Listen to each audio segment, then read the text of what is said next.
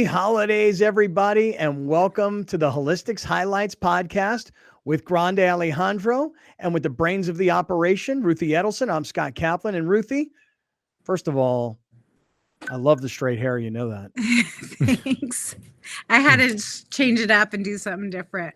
You caught me off guard a couple of weeks ago. We ran into each other in downtown San Diego, you know? Yeah. Oh. You had no idea who I was. Oh, my God. You caught me totally off guard. You were like in my grill. Yeah. Totally. And like nose to nose. And I was like, and then when it hit me, I was like, oh my God, I love your hair. Yeah. That was really funny. That was funny. You don't recognize you because you have flat hair? Yeah. She's not a big fan. Kalina, we're already getting our Kalina sighting in this podcast. This is very impressive that you're making this early of an appearance. So early. Mm-hmm. Yeah. I have so much to do right now that she'll be back and forth. I will be. All right. Very the good.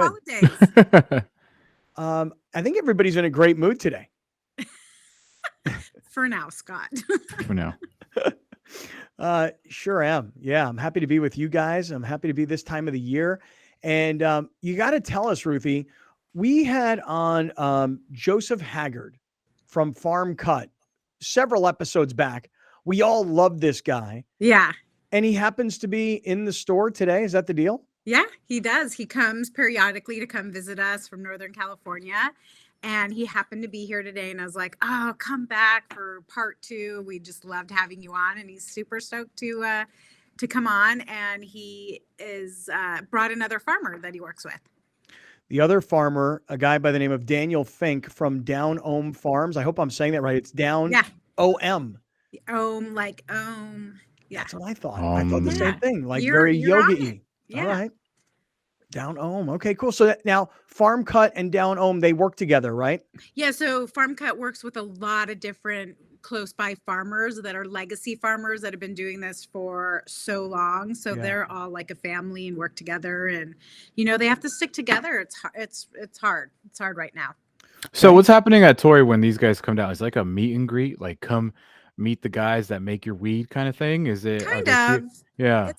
We call these CADs. That stands for Customer Appreciation Day.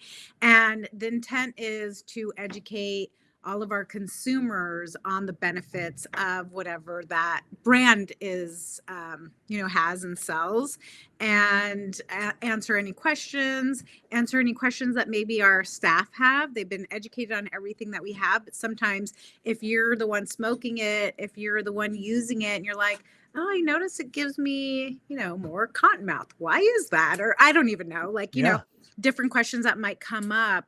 Why do I have so much munchies? Right, Scott? Yeah, totally. I know. That's my problem. I don't get, I guess I don't smoke that much, but it maybe has to do with the timing. Maybe it has to do with how dehydrated you are, how much fat you've eaten.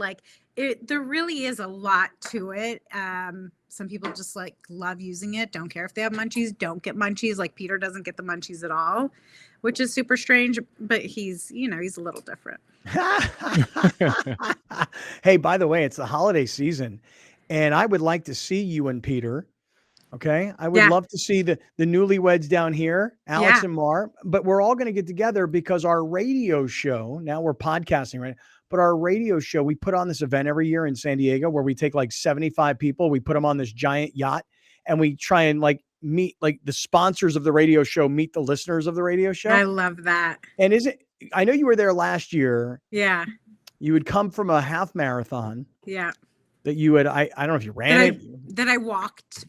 But still tiring. Still finished. Had fun. Yeah, right. I finished. It was great.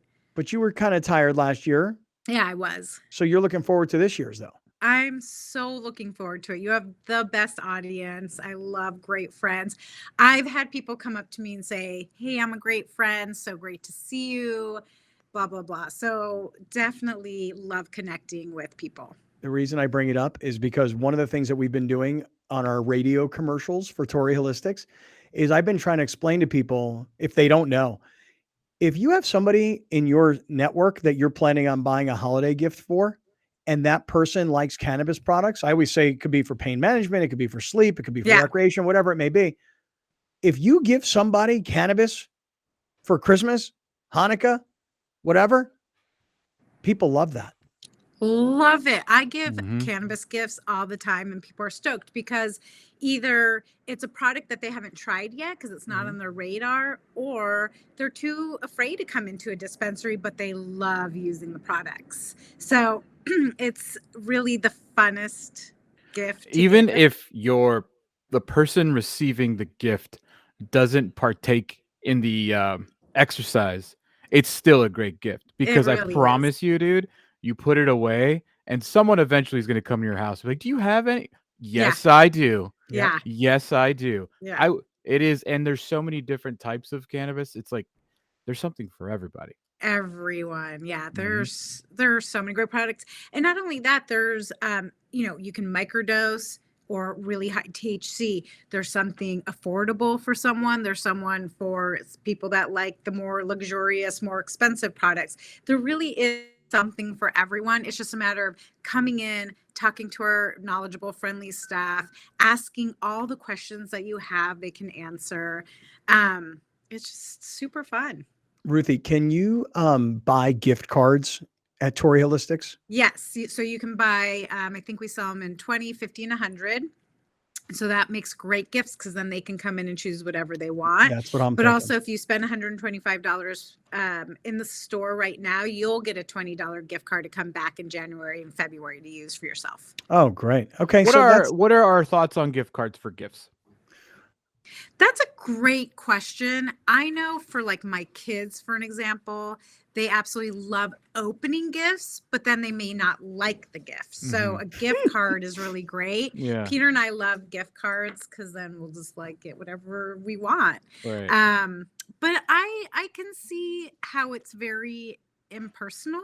I legit. Is that like this is not you're the not bag. gonna I have remember it? I have a bowl of gift cards that people have given me. Yeah. Like, because I don't mind gift cards, but I think I'm like your kids. I love opening a gift, whether I love the gift or not. That's not the point. I love Right. opening the gift. Okay, but hold on. I have a question. First of all, Yeah. can you show us your little jar of gift cards? This is my Torrey gift cards. I thought this was all my like Wayfair, Amazon, Target stash that I have as well. Because here's the thing. You know, Alex recently got married. Ruthie. Yes. Congratulations. The pictures were amazing. And you look great. Thank you. He really did. God, he looked great. And he put a video I got out the on wedding Instagram. video yesterday. Yeah, he put a little piece of it on Instagram yesterday. He looked so sharp. The only thing was I was looking at my phone. I was like looking at my phone like this, but the video was sideways. You know, I don't know if you knew that or not, Alex. I did because I didn't make that video. Mhm. The creatives did, and I just reposted. But I have the video. Okay. And I have the full video from like Vimeo now too. Okay, so Ruthie, so for Alex's wedding, I planned on giving him what I thought the couple would need, which would be money. You know, I didn't know that he was registered on a website where I could actually Zelle him money or whatever, right? Yeah. So I didn't know exactly what to do because I'm a guy and we're dumb. Totally. And I went to the grocery store and I bought the gift card in the grocery store. Yeah. And then I charged it to my credit card. So like, I'm like, okay, well, I get the miles and he gets what is the debit card, but I probably would have just been easier to give him cash, you know? So Alex, I hope you did you lose that card I gave him? No. Did you not like the gift? Cause I thought it was a somewhat healthy gift. So yes, very generous, very appreciative. There is thank you notes coming in the mail, but wait, did you write them or did your wife write them? 50-50. Nice, Alex. She started half the note. I finished half the note. I love So that's very cute. Yeah. And if you were on my guest list, I wrote your address on the envelope. Very 50-50. Very amazing. That makes me so happy to hear. So Scott, you're different because you gave me the Visa gift card, and that's just money. You know, it's not like I have to go to Target or I have to go to something like that. So can you put it in an ATM machine and get cash? I don't think so, but No. I forgot I had it, but it's in my wallet, and now I'm glad I'm reminded because I'm gonna go spend all the money you gave me. Wait, are you sharing it with your wife? Are you getting something like for the house or for both of you, or are you just gonna go spend it on yourself? Yeah, she forgot about it, so it's all Okay. good. Yeah. You might use that when this kid's getting himself a new car. What a life this kid has. Bought himself You're getting a condo. yourself a new car? Yeah, bought Maybe. a condo a year ago. That's Got awesome. married. Now he's Good, looking at good a new for car. him. It's Hey. a good way to start a family and a life. I mean, if you want a family. Yeah, we're just making our life better Good. without kids. Wow. Yes. So you didn't answer the question though, because you asked the question. You didn't answer the question. What's your feeling on gift cards? I know I said I'm like her kids. I prefer opening a gift, and I don't really. I think it's the effort of going or ordering a gift and then giving it to me. I like that. Whether I love the gift or not doesn't matter. I love the gift personally. So you didn't like the gift that I gave you for your wedding? Yeah, you gave me money. I love that. That's my favorite gift. Oh, Okay. So Ruthie, as you said, the farmers are coming in. Well, we know one of these farmers. We know Joseph from Farm Cut because we had a great conversation with Joseph a few episodes back. You were a hit, by the way. I don't know if you got any reaction. You were a hit, my friend. Yeah, no, I appreciate it. You guys did a little share and helped get our message out to the people. Thanks so much for that. We really appreciate it. I know, dude. But Scott, you came in like right away to get Pink Boost Goddess. Like what happened? Good news, bad news. Okay. Bad news, we were out of it. Oh, wow, we sold out fast. Good news, we were out of it. Yeah. You know? So wait, so you're saying you still haven't tried it? Correct, because when I came in to get it, they were like, "Oh, dude, we're sorry, we're out." Okay, I'm going to make sure that I save you some and get you some so that you can try it and then let us know. Well, and I know that like as of the recording of this, Harmony Rose is currently downstairs. And that's available. That's our 1-to-1 CBD THC flower. And then the Pink Boost Goddess should be coming out pretty soon. The THCV strain. Okay. Well, as Alex said, you were a big hit, dude. Oh, well, thank you. Yeah. Also, I think I don't know if you remember, Scott, that this is the kind of that THCV is what you need to focus on because you've been complaining about munchies for about 2 months now. Yeah, like you've been talking about how fat you get during the holiday season. Like and for those that don't remember, Joseph, you want to explain like THCV is what Scott needs, right?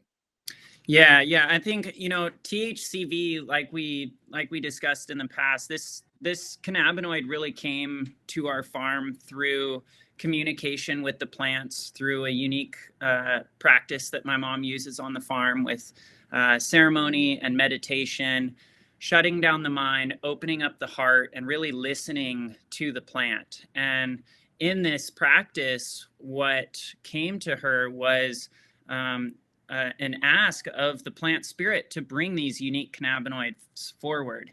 And so over the last 7 years, she has been focusing with Pink Boost Goddess to do just that.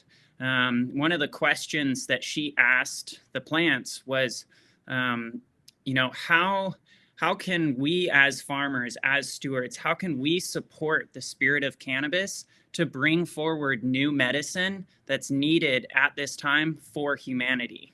That was the question that was asked, and the response was to focus on these unique cannabinoids, focus on THCV, and the plants will support us in this journey to bring this medicine forward. So fast forward 7 years to where we are today, some of the feedback that we're getting from some of the customers is talking about, it's helping me to reduce my cravings. It's helping to reduce the amount of food that I'm consuming. When we look at our culture today, we are addicted to consumption. We are eating more than we need to eat. We're consuming more material than we really need to consume to be able to survive. And that's become the norm. And what we're seeing from the effects of the Pink Boost Goddess is it's really transforming our relationship to how we consume on a deeper level. And that can come through in, as simple as a meal, or also in our relationship to material goods as well. And then also I think with focus, that's another quality that this Pink Boost Goddess brings forward, is really for us to be able to focus and be creative from a place of joy. I heard somebody just yesterday telling me how they've been struggling with depression. They've been having a really hard time, and using the Pink Boost Goddess has been sort of a medicine that's given them a creative boost that's kind of pulled them out of their depressive state and allowed them to be creative from a place of joy. So they get stoned and do painting. And for them, the way that they use cannabis in their painting work really helps them to explore their creative experience. And they were just sharing some notes that the Pink Boost Goddess really had just a unique touch and when they were sitting down to paint. And really help them to step away from their, the mindset of depression, which so many of us struggle with in this day and age. So I think there's a few unique gifts that Pink Boost Goddess has to offer, and it really validates this. To go back to the beginning, it really validates this relationship that we have with the plant. We are stewards of this plant. This plant is aware. This plant is conscious. This plant wants to support us and help us in our healing journey. And it's just been incredible to see what 7 years of careful, conscious stewarding work with this plant has really brought forward to the people. Oh my God. He's speaking the gospel again. Holy shit, man. Alex, you wonder why I think we're good here. You wonder why Joseph was such a big hit last time he was on? Here's why. Because I don't know about everybody else, but I was in a freaking hypnotic trance listening to every word that he was saying, sitting on the edge of my seat. I swear to God. We're in the Church of Cannabis right now. Holy Jesus, man. Yes, I love that. Yeah. Goodness Yes, gracious. you should start your own program. The Church of God almighty. I was amazing, dude. Yeah, I could see Amen, this. brother. Amen. Yeah. Oh my God, that was unbelievable. I feel like Sure. if you did a traditional school, you would have aced speech, man. Like you would have aced the hell out of speech. Well, he did. Right. aced all He has of a it. 5-minute uninterrupted speech Let's about call cannabis. it. Go. Yeah. Amazing, dude. Incredible. Thank you. Yeah, really, I think part of what I do, as a daily practice is I have this motto. It's proper hydration, proper vibration. And that's really the essence. For me, that's the essence of life is we should be drinking good, clean water. We should be remembering to pause and take a deep breath and connect in with ourselves and really just listen to the magic that this earth and this universe has to offer for us. And so, for me, it's about taking my experience and doing my best to share it with the people and share it with our community. And hopefully that can be an inspiration for good. And for us to just remember, the simple things. Let's just pause and take a deep breath and drink some good, clean water and really explore the mystery of life that it is. It's so fascinating. So when you leave do I the need to hear farm and that today? come to different dispensaries and different places, is it a little bit of a culture shock? Just because everyone's in the hustle and bustle of things. Yeah. I mean, I think I find it to be even more valuable to remember to pause and drink water and take a deep breath, because especially in the city, it can be so hard. The breath quickly becomes secondary or even tertiary to what it is that we're doing. We're so focused on the grind, the hustle, we got to get this done. And I've even found on this trip, some of the way that I scheduled my trip, it's been so quick that I haven't had as much time as I like to really be able to pause. And I see that's just kind of the pace of the city. Yeah. And you really have to consciously carve time out of your day to take a break and take a moment to pause. And, here in San Diego, it's nice. You have the ocean. The waves can be an incredible teacher for you to just pause and step into the natural rhythm that the ocean is here to teach us. It's we need to be steady and pushing at our goals, but also just keep to this this nice, calm, steady rhythm. It's almost like each wave is a breath, and it can kind of draw back and then it exhales onto the beach and gives itself to the land.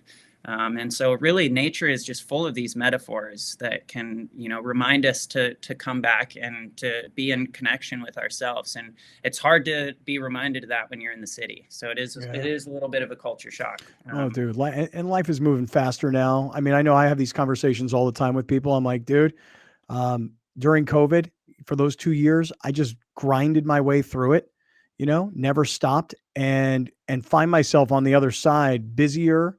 Yeah. And I don't know, I mean, if I showed you my calendar today, you'd be like, oh my God, dude, really? Like, why is every 30 minutes scheduled in your life? Like, can you take a deep breath? You know, let me ask you guys, because people are watching this right now. Joseph, the gentleman sitting next to you, because Ruthie said the farmers are here, which I thought was great. Can we get an introduction to Daniel Fink here? Yeah, sure. Thanks for asking. First of all, I want to say, well, my name's Daniel Fink. I'm the owner and farmer at Down Ohm Farms. We're one of the smallest farms in the whole state of California, and it's truly an honor to be a part of Farm Cut Cannabis Cooperative with Joseph and farmers like Joseph's family and the others in our group. There's 5 small family farms in that group, and truly an honor to work with such righteous people that have such passion for the earth, for the plant, for healing, and for the healing of all peoples. So I just wanted to start with that. I've been growing cannabis my whole life, professionally just as an adult for about 15 years now. I'm from a lesser known part of the state near Lake Tahoe called Nevada County, that is California, near Grass Valley in Nevada City, pretty popular towns to visit. It's a really beautiful area, crisscrossed with rivers, Sierra Nevada foothills. And it's a hotter and drier area than Humboldt or Mendocino, where Joseph's from. And so it does make for a very interesting growing region. We have a long tradition of growing cannabis in that area, going all the way back to the 60s, the Back to the Land movement, just like Humboldt and Mendocino.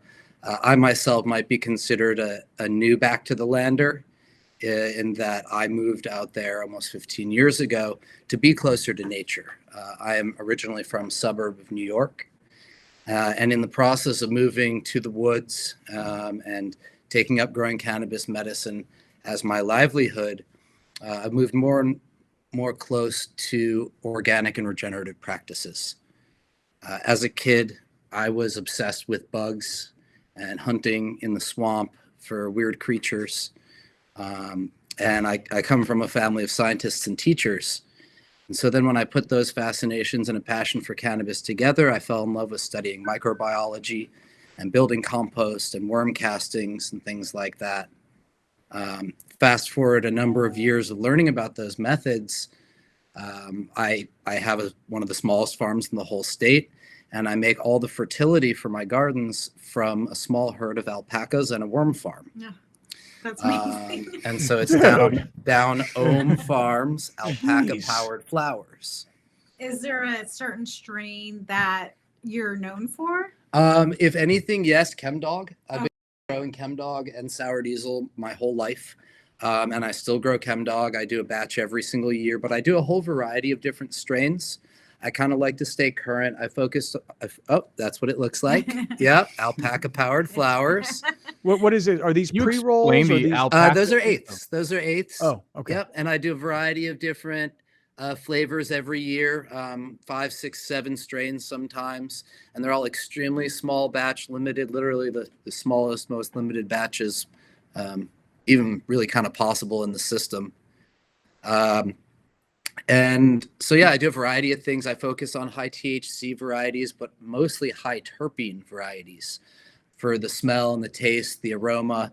That's really what it's about in practicing organic method, is it boosts the flavor. Strains that typically would hit 1 or maybe 2% terpenes in a traditional agriculture environment or indoors maybe. On my farm, I'm often seeing over 4 or even 5.5% terpenes. Our latest batch of apples and bananas in Farm Cut brand is 5.48% terpenes, high in osamine, which is a rare terpene. You don't see it very often except in Harmony Rose and the Pink Boost Goddess. And Pink Boost Goddess. Yep.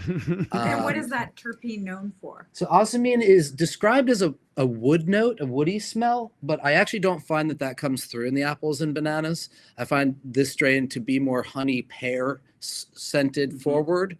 But the osamine, I and a lot of people find to be very uplifting. And so as a result, the apples and bananas has a really nice uplifting effect and really full of flavor. When you say the apples and bananas, do we literally mean that there's apples and bananas growing, and are we? No, it's the strain. It's the strain name. Sorry, dude. I'm offering. like going to myself. Wait a second. What are you doing here? You're putting It's like a row. It's like a row of apples, a row of bananas, and a row of cannabis. I'm trying to like I feel like a moron right now, but that's okay. I do this all the time, every day. It's Oddly okay. enough, I do have apple trees, and I do actually have a banana tree growing inside my greenhouse. I have a little tropical corner that I've been making in the greenhouse, and I've got a banana tree and some tropical heliconia flowers and aloe and things like that. I used to grow orchids on a commercial level, and I've grown all different kinds of plants, and I really love growing all different kinds of plants. My garden being so small, I'm able to have a lot of polyculture influences. So there's flowers and fruits and vegetables kind of growing throughout. And I also practice a lot of what is called hugelkultur technique. I'll spell it for those interested in sustainable farming. Hugelkultur. It's an ancient Germanic farming technique that involves burying trees and wood mass in the ground and layering it with manure and straw and compost and wood chips. And over time, that breaks down and develops into a healthy humus soil. And so then that soil is very, very rich, needs no fertilization from outside sources. It's sequestering carbon into the ground. We hear a lot about sequestering carbon. Some people would clear dead trees from their property and maybe burn it to get rid of it. That's a very normal practice. If we take it and we bury it in the ground, we've sequestered that carbon and captured it and prevented it from going up into the atmosphere and causing global warming. So there's a lot of things that we do in small ways to try and have impact on the environment in positive ways. And yeah, alpacas for the win. How do you guys come up with strain names? Well, so I'm not a breeder, so I don't rename anything. I select genetics from breeders that I think produce good things. And then sometimes things even come to me renamed, and I will label it on my packages as the parentage. For example, I have a Runts Mints in rotation right now, and that's also known as Cold Heat. But somebody might get the bag and read Cold Heat and have no idea what it is. What it actually is Runts crossed with Kush Mints. And so breeders tend to rename things. I like names that honor the heritage. In Joseph's family's case, they are entirely unique bodies of genetics. So the names should be unique and true to their farm. Can I ask you guys, I don't know if this is a silly question, but I feel like chefs, they have amazing palates for food. Do you guys have similar palates for cannabis? Like if I give you this flower and you smoke it, you're like, oh, this is what apples and bananas. Or is it that easy for you guys? If I've experienced the strain, yes. And I mean, oddly enough, not all cannabis farmers consume a lot of cannabis. I do. Joseph definitely knows his flavors. If I've tried a strain, I could probably identify it for sure, especially if it's a unique terpene profile. But so much of what's out there in the market is kind of generic terpene profiles. It's the same three dominant terpenes: beta-caryophyllene, myrcene. Terpenoline's pretty common. There's three or four that are really the dominant terpenes in almost all strains. But there are some unique outliers that I could definitely pick out. That's amazing. And I would say that in trying and tasting and experiencing flower, I'm not so good at necessarily picking out the name of like, I smoke this and be like, oh, this is an OG Kush. Mm-hmm. I would be more savvy towards tasting something and being like, oh, this one has more myrcene in it. This one has more ocimene in it. So because the names are always changing and it's really difficult to stay up and current with like what the newest name is, the terpenes are pretty stable. There are a lot of different terpenes, but we find that in general, there's 3 that are like really common. There's maybe like 10 to 12 that are kind of, floating around that pop up in different strains. So really, when it comes to like tasting and experiencing, kind of like a chef would, It's more for the terpenes than the actual name of the strain itself. Yeah.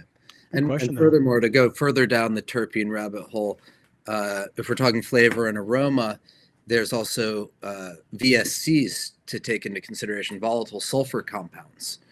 That's skunk and some of the classic nose scrunching flavors that make non-weed smokers run away. And so that's actually a completely different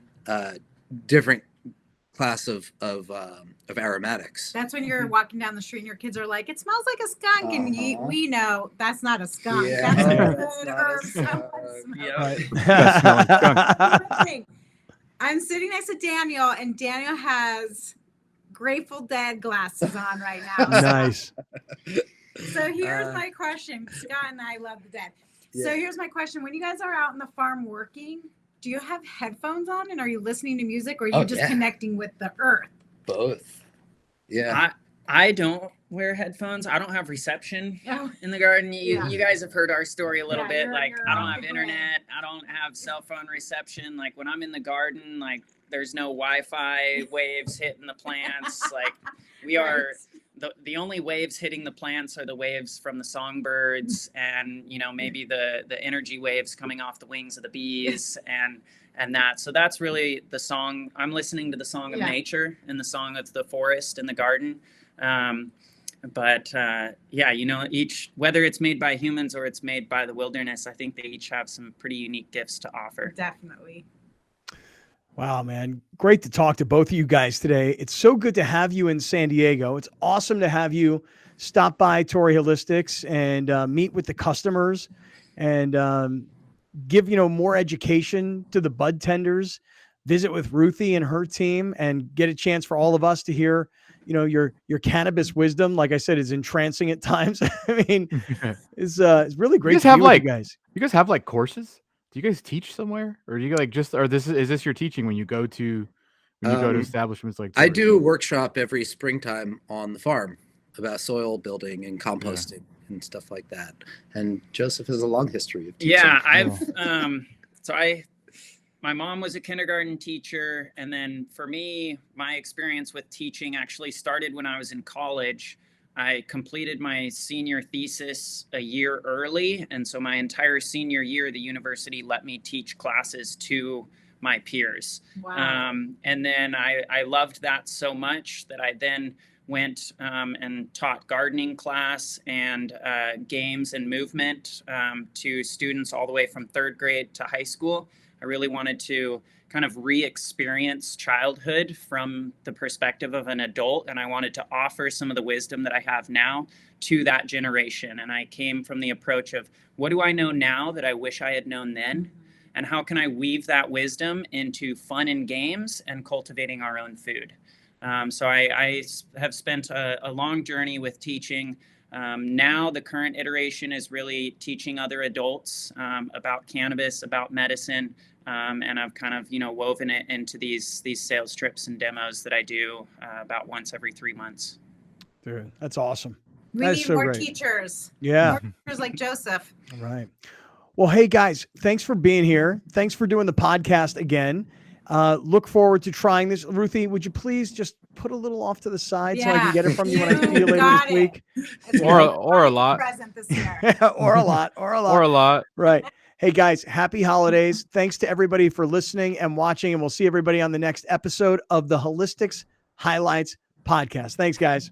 Yeah, thank you guys.